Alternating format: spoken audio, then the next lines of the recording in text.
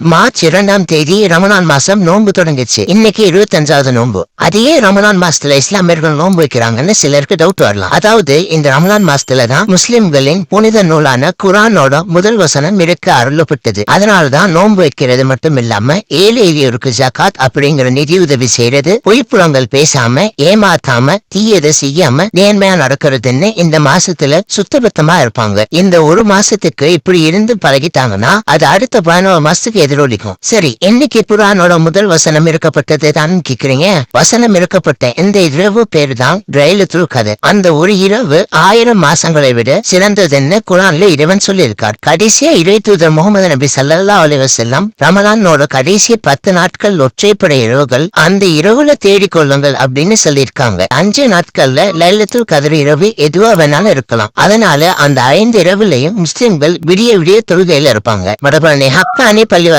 கடைசி 10 நாட்களுமே நள்ளிரவு தொழுகை நடக்குது. 1 மணிக்கு ஆரம்பிக்கிற தொழுகை 3 மணிக்கு முடியுது. அப்புறம் அத்தனை பேருக்கும் சஹர் உணவு பள்ளிவாசல்லே ஏற்பாடு செஞ்சுட்டு இருக்காங்க. இன்னைக்கு அதிகாலையில 25வது சஹர் உணவுக்கு சிக்கன் பிரியாணி, கத்திரிக்காய் பச்சடி, கேசரி ஸ்வீட், ஊறுகாய் மற்றும் தயிர் என தடபுடலான விருந்து நடந்தது. சுமார் 1000க்கும் மேற்பட்டவங்க வந்து சாப்பிட்டாங்க. அதுலயும் எக்ஸ்ட்ரா ரைஸ் வாங்க ஒரு கியூவே அலமோதிச்சுன்னு சொல்லலாம். அங்க சாப்பிட்டது மட்டும் இல்லாம சிலருக்கு பார்சலும் கொடுத்து அனுப்புனாங்கன்னா பாத்துக்கோங்களேன். எல்லாம் முடிய மணி 4 ஆயிடுச்சு. அப்புறம் எல்லாரும் சுப தொழுகை தொழுதுட்டு வீட்டை பார்க்க கிளம்பினாங்க. இன்னும் 4 நாள் தான் இருக்கு. உங்க முஸ்லிம் நண்பர்கள் கிட்ட இப்பவே பிரியாணி அட்வான்ஸ் புக்கிங் பண்ணிருங்க.